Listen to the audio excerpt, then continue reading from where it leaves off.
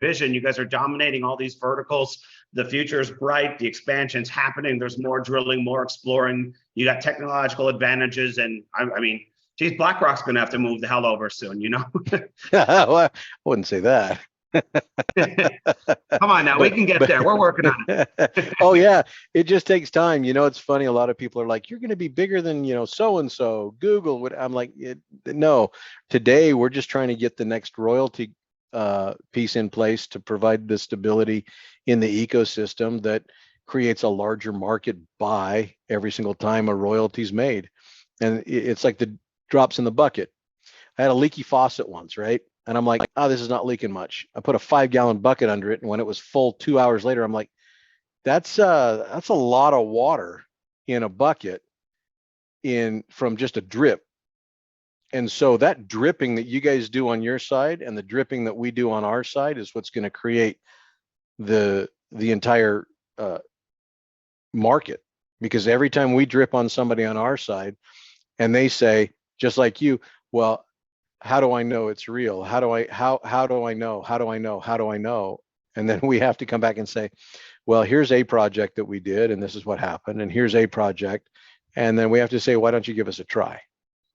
And when they give us a try and they come out, then they're like, why isn't everybody doing this? It's the same exact story on both sides of the equation. I kid not.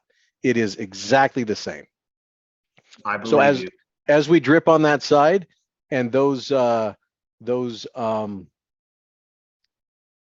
adoptions take place, those royalties come in, it's just going to continue to create the demand to buy tokens and burn them. Time is finite. My friends, if you have any questions that have been burning at you, I really do want you to try and get them in. So type them in the chat or pop on if you really want to. And then means I'm going to ask you one more question while we wait to see if anyone does have any burning questions. Sure. You talked about dripping, which is a great metaphor, but there is also a project called DRIP coming out, and I think it solves one of the world's greatest problems, especially depending on where you're geographically located. So maybe you could touch a little bit on something like that. Yeah, I wish I could. I'm not allowed to yet. I can't talk about DRIP yet. Can I cough water? You could cough that. That's a very viable cough. And if you want to talk about water, we can talk about water. I just can't talk about DRIP yet. Sure, talk about water. Well, water is a big issue in the world right now, especially when you're talking about a developing country. And so those the projects that will be in place to provide water and to provide the essence of life, if you will, because we all know that that's the requirement to live is water and oxygen. And so we've got oxygen, that's pretty free, but clean water is not as available. And I'm a living testimony of that. Like I said, I've had cholera twice traveling in developing countries, and that comes from bad water. It comes from issues in the water system. So yeah, it's I'm excited about that project as well, because it is 70% of the world and it's 70% of our body. Well, it's huge, especially in some parts of the world. It's been such a problem that to solve that is just from so many levels. Jeff, I see you got a hand up here. If you want to type it in the thing, or if you want to jump on by video, your choice, but the floor is yours. Awesome. Thank you so much. Hey, Roy, what's going on? Hey, Travis, appreciate you for putting this in the group. Roy, man, good to see you again, champion. You too, Quick buddy. question. I know I'm Dark Vader right now, driving. But question, in regard to the NatG, I know we talked about how huge that project is, right? Yeah. But can you give us like the actual process of what it takes to extract NatG to where it goes from NatG, the gas, to NatG, we're selling it, and now it's the royalties are now produced behind the token? Like how long that process is versus black gold or whatever, or oil process? Sure, I can do that. I'll start with oil real quick, and then I'll get into the gas, and I'll explain why. The oil process is a much longer process when you pull oil out of the ground, because you've got to take it through a refinery. Most of the time, your delivery mechanism for oil is that it's contained or collected in tank batteries, and a tank battery is a grouping of tanks where it's held. And then trucks have to come in and pick that up and take it to the refinery and dump it at the refinery, and the refinery has to refine it, and they'll pull out multiple different petroleum products from the oil, depending upon the gravity of the oil and the type of oil that it is. And so some oil can go right into a diesel vehicle and be burned. It's so pure coming out of the ground. But the majority of our, carbon-based fuels need to be cleaned up so that we've got a much cleaner output from the vehicles that consume it. So that process is that on a new project, you have to do a significant amount of work to determine if the oil's there. And then you have to drill down, and the drilling process takes massive amounts of money. I mean, what oil people make in the oil field blows my mind. It's just crazy how much money they make. And everything's extremely expensive in the oil business because of the dangers of explosions and things like that that can happen while you're drilling. Once they get a hole that meets the requirements, they drill down. About 98% of wells drilled in the world are dry holes. They don't actually produce any oil. They then case that hole, and then they go through a process of puncturing that casing at the levels where the oil has been deemed to be. Once they get that oil flowing, they may do additional things to increase that flow of oil. Then they'll put a pump down there, and they'll put a pump jack on it, and then they have to build the infrastructure that goes over to the tank batteries to collect that oil. Once that's done and they start pumping it and they collect oil, then a truck will come out, pick that oil up, take it to the refinery, and we start a whole other process all over again. And that process is going through the refining process. So that is kind of the delivery mechanism on oil. Gas is a bit different because gas, Nat G, is a product or a byproduct of the oil that's already in the ground.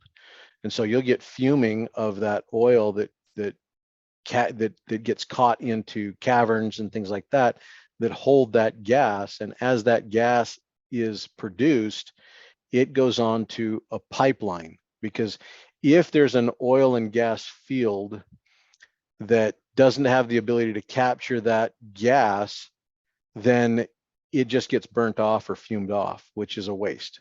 And so if there's enough gas to be captured, that then goes into a separator that then separates the gas and the condensates, which is a liquid gas, which is prior to it, it's a liquid natural gas, LPG, and that gets separated off from the natural gas that then goes out into a pipeline. That pipeline then is collected in these collector stations where they have to compress it to get it into a much higher pressure to put it onto a larger pipeline.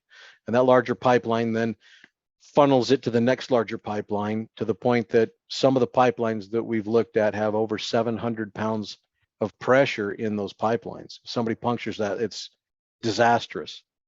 So as that gets processed and as those gas wells come online, it's very similar to an oil drilling project that I just went through, where they put a pump down, except that when they perforate that casing in a gas well, instead of putting a pump down, it free flows. You don't have to pump the gas out, it just free flows. And then it's collected in a separator or a concentrator after the separator, if assuming that you've got condensates coming out with it. It gets put on a pipeline, and then it gets sold off at that point of sale on the pipeline. Most of the sales for your oil and gas of oil are the big boys. You guys drive by them every day when you put fuel in your car.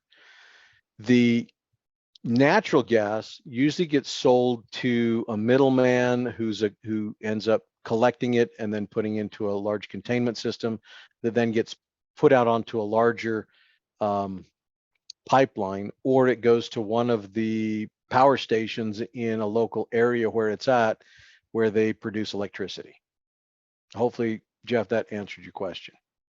Yeah, thank you so much. That's so clear, because I wanted to understand the magnitude of what we got and how important that is to stay the course and hold onto our coins, because once those projects are done, the money that comes from it is going to be beneficial. I know people saying, so I just want to understand the process of how long that takes. So from start to finish, did that take a couple of years from start to finish, or a couple of months? Some of the projects are going to take a couple of years. Some will take a few months. It all depends on the stage at where that individual or company is that's wanting to provide the royalty. So we've got a mix of both projects. We've got new projects coming online where there's going to be drilling, which is going to take time. But we've also got the wells that are already in production or have already been in production, but were shut down when gas prices got so low that it wasn't worth selling the gas. And we are utilizing some of the technologies and the know-how that we have to bring some of those back online, which then provides the revenues to the individuals or companies that own them. And then in return, we are able to benefit from the royalties that come into the ecosystem. Well, we have some other questions here, so we'll try and bang them out fairly quick. Give us a few comments on the upcoming debit cards, the new swipe project. I don't have much insight into that. I wish I could actually tell you about that. That's more of the digital side. That would be handled by Jake and Jason. I've not been in the office for a little over 2 weeks, so I don't know any of the latest on that, and we didn't cover it on the last call. I've just kind of left it in their lap. So I wish I could answer something for you on that. I'm waiting to hear as well. Travis, 60-second, yeah. A 60-second update on that is that we should be seeing something here in the next couple of days. We may see it launch geographically in certain markets first to test it. And we're working on finalizing the approval process here in the USA. And we're hoping to have that within the next 24 to 48 hours. So we should have some updates on that soon. The actual licenses will follow within about 10 to 14 days after that. Hey, Travis, do me a favor. When that application comes out, make sure I get one. I'll see what I can do. I'll see if I can pull some strings for you, brother. I appreciate it. We'll fill it out for you, Roy. Don't worry, we'll get this. You know what they say, right? When you get the cooks in the kitchen, they always know what the food tastes like, but you got the stragglers that come in late, and we're just hoping it's still warm. Megan wants to know if you can comment a little bit on some of the other projects that are coming up, and someone else, just to tie into that same question, was how many new projects are expected to come out this year? That's actually a moving number. One of the things that we've pushed toward is to work toward getting some of these projects a little more mature before we actually do the launch and release. You know, things we didn't know early on when we first started this process, we've learned from, and we're trying to take some of those lessons learned and put into place, you know, something that we feel could move faster and better. So I don't know at the moment how many projects are going to come on. That's been a moving number for a number of months. We had a meeting in December on how many new projects we wanted to bring on. And, you know, the goal was to bring on a couple every quarter. I don't know if that's going to be the case or not. And currently, I've been told we can't release any information about projects that are going to be coming up other than the ones you guys are already aware of.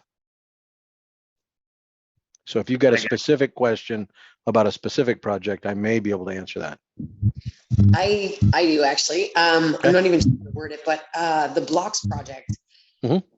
Somebody touched on I don't know, once you own the license, that eventually one day you might be able to buy some real estate just through your tokens without even putting down a down payment. Is that correct? That's the expectation, yes. Okay, all right, that's what I like to hear. Guys, I love the blocks project. I got to tell you, I'm a big fan. I was in real estate for a long time, and I love the blocks project because of that, because the benefits that'll come from real estate, which is, you know, since the dawn of time, it's been real estate and gold that were the staples of most economies. If you've got a piece of property that isn't being rented today, it will be at some point in time, because even back in Rome, they had rent. Even before Rome, they had rent. And so real estate is a commodity, and rent and houses to live is a commodity. And one of the things that we all have to have is a shelter. So I'm a big fan of blocks and the real estate play. I think so too. I'm also a fan of the D.E.B.T project, which we haven't touched on too much today. But someone says, can you clarify how the royalties impact a project once it becomes an NFT? Are the royalties ever greater than the amount of tokens that can be burned? And if so, how does that impact NFT holders? Well, I can talk to the theory behind it. I can't talk to the specifics because that would be projecting some sort of a return, or which I can't do because I don't know what the future holds. But I can talk to the mechanics of it. So when you have a supply of token that has a limited supply, you've got a baseline you can work from.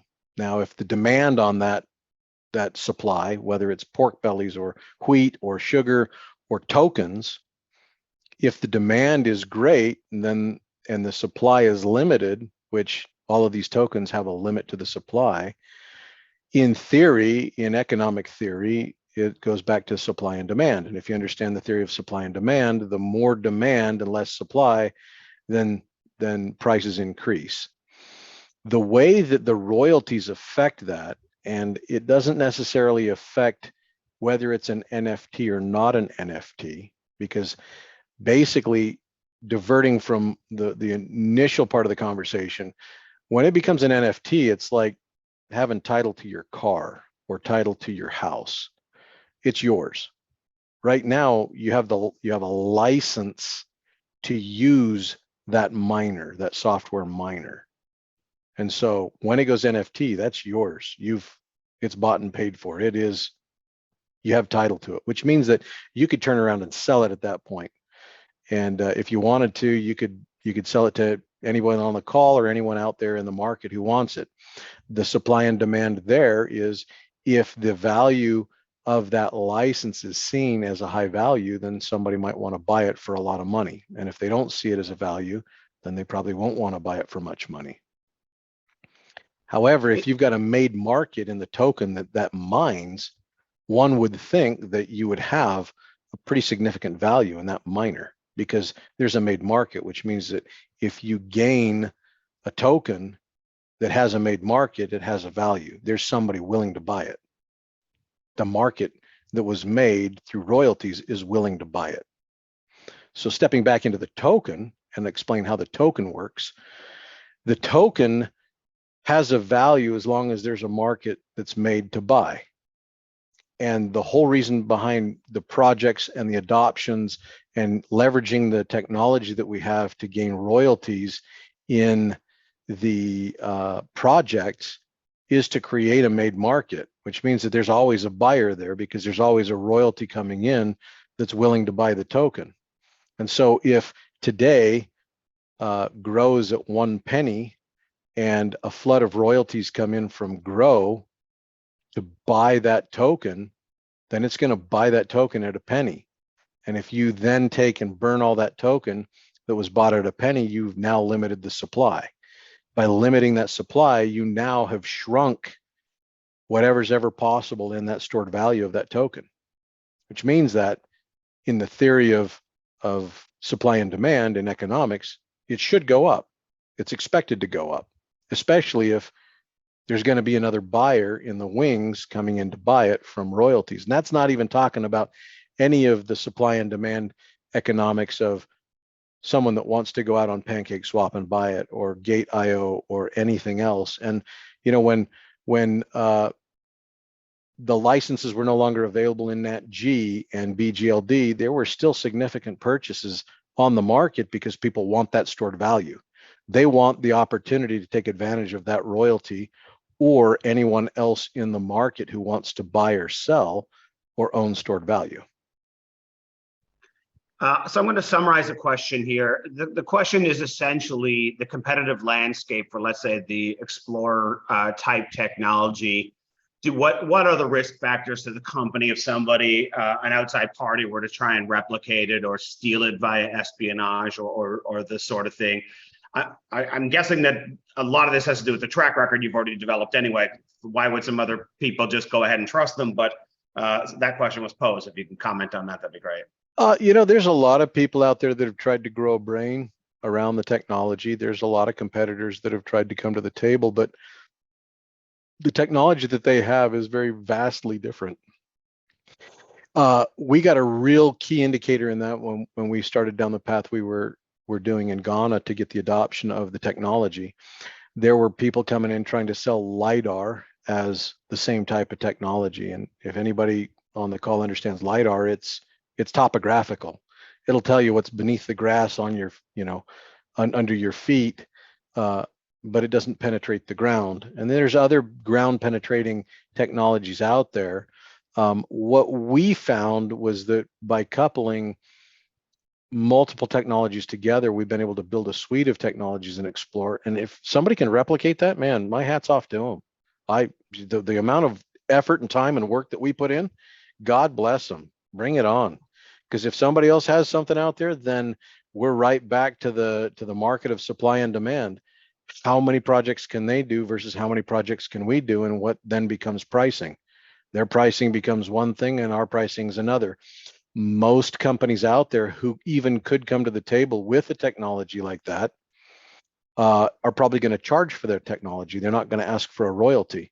So in our model, I feel like our advantage is greater, because if I'm looking for a royalty from a large mining company, that they can kick the can down the road, get the technology today, get the answers to their project today, and they don't have to fork out millions of dollars up front. That means their capital raise on that project is a lot less significant working with us, where we're saying, yeah, we'll do the work, but we want a royalty off your production. We're a partner then. We're in with them. That's a totally different conversation than if somebody steps up to the table and says, I need $1 million to do this work for you. And hopefully we have good enough results that you guys make some money. Kind of to give you an example of that, the last drilling project that was done in Ghana was $15 million and took 3 years. They are still not in profit. They have not made any money because their front load was $15 million with a 3-year wait. We could have done that project had we been allowed to do that project for probably $750,000, maybe $1 million, and we'd have been done in less than 6 weeks. They wouldn't have had to wait 3 years to be able to start a project.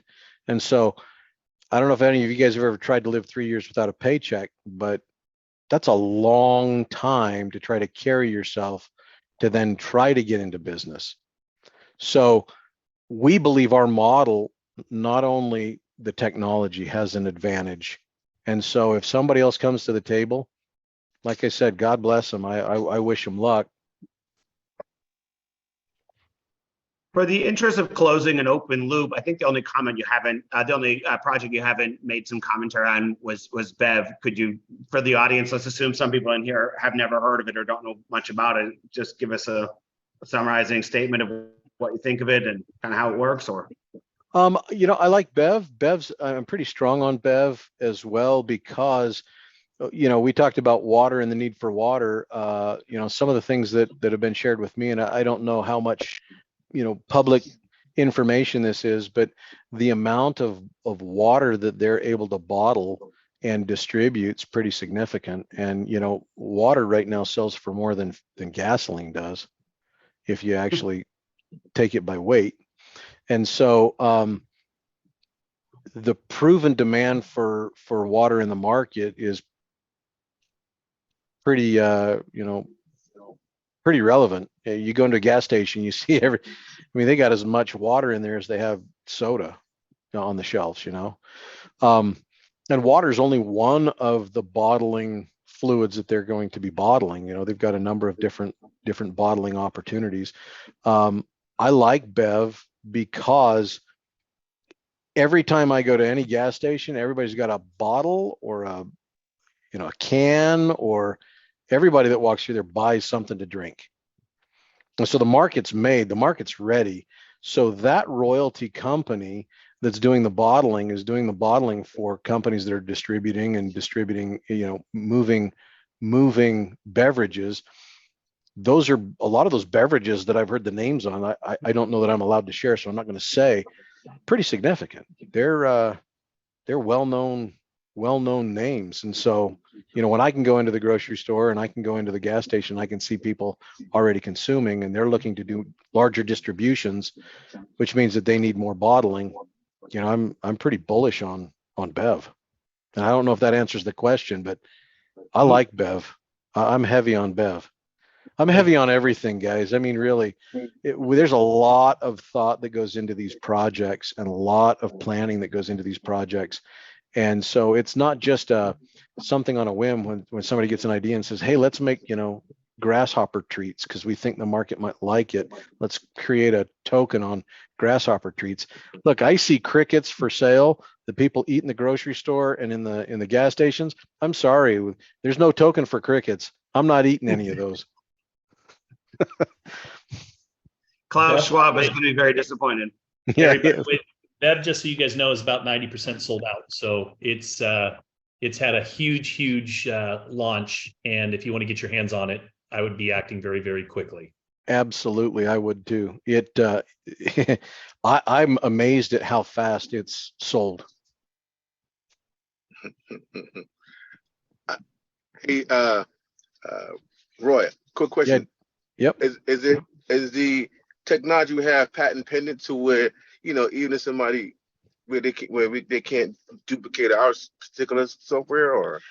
No, here's the problem with patent pending.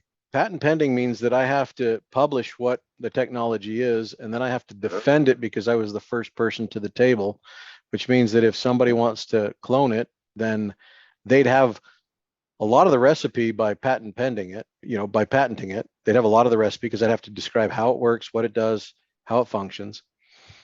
And so what we've done is we've kind of taken more of a Google model. Google doesn't publish their algorithms.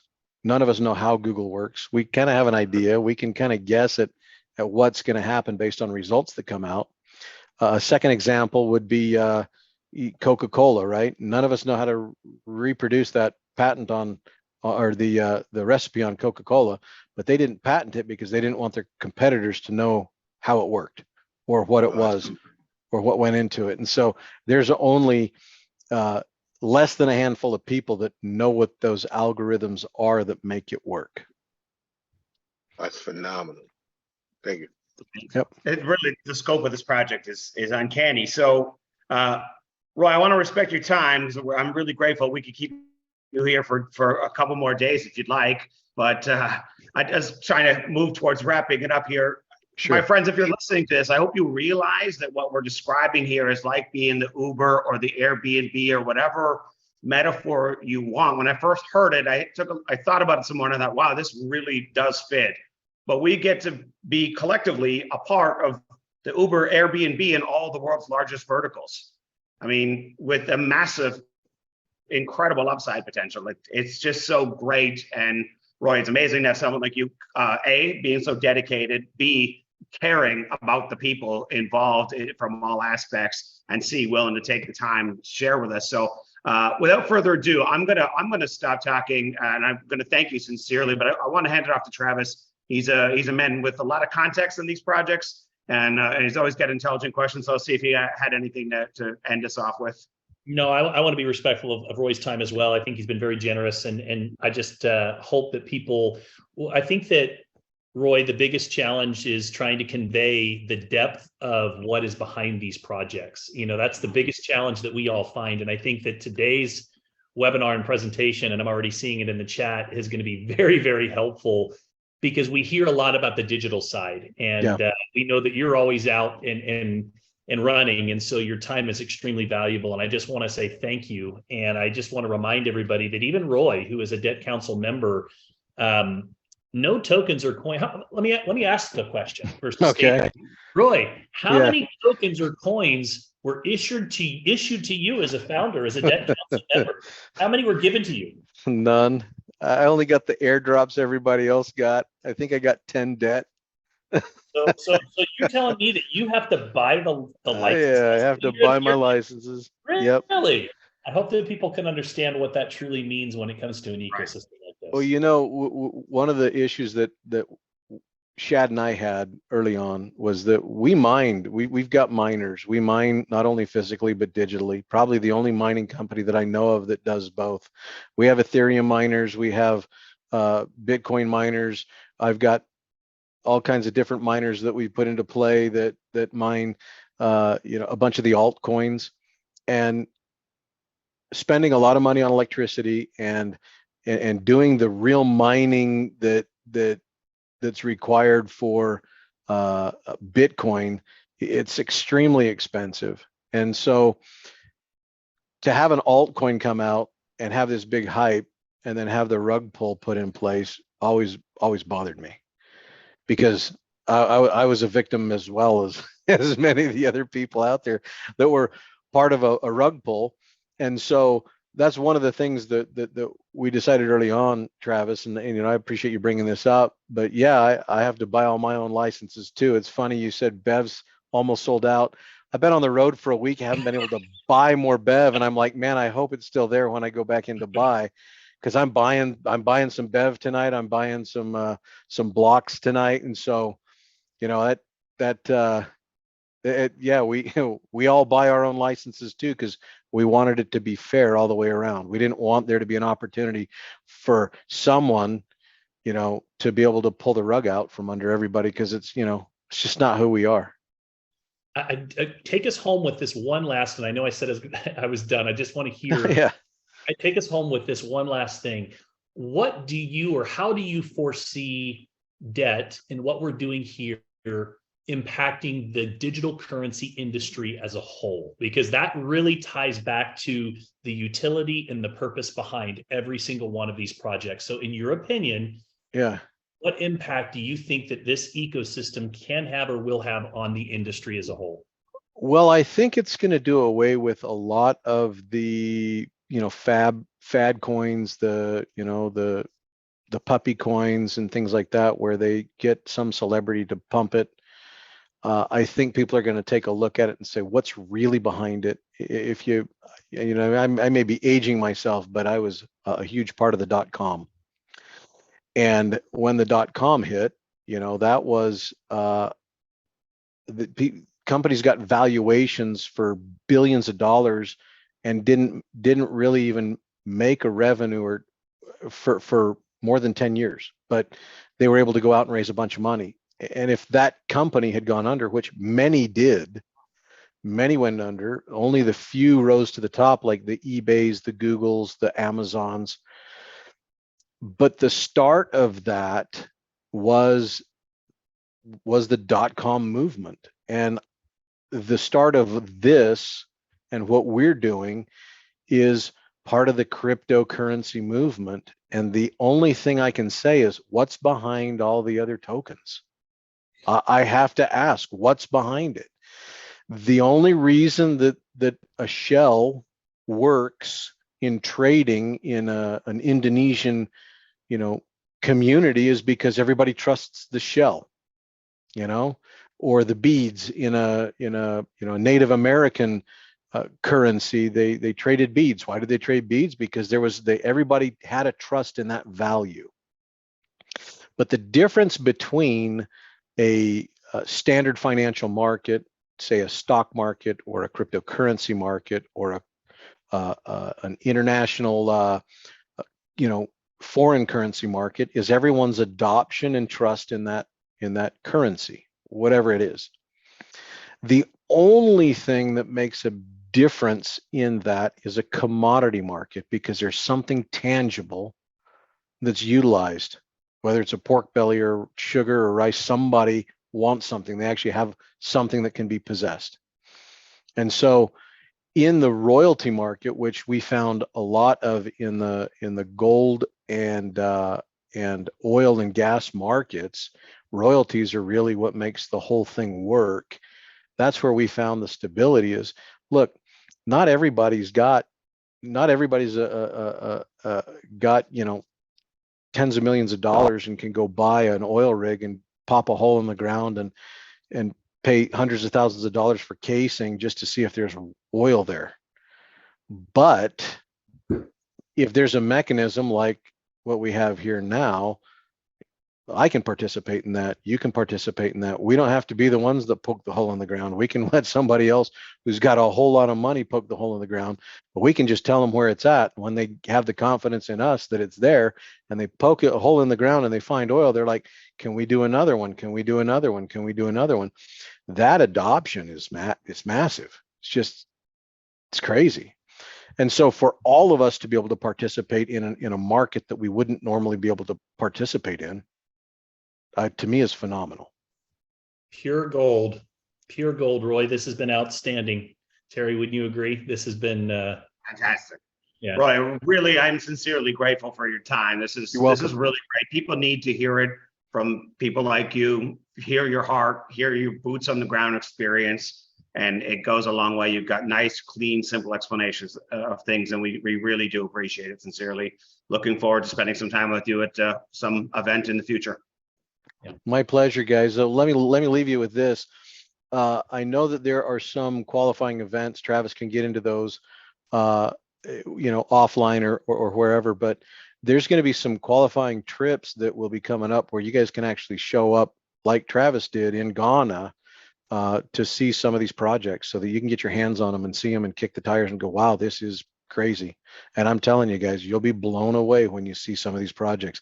Travis has had the opportunity to go out to see some of the drilling sites. He's been able to go out to the projects in West Africa. And I'll tell you this, if you can qualify for those events and go to those events, it will blow your mind. It will change your perspective and your ability to convey what's taking place to anyone you talk to.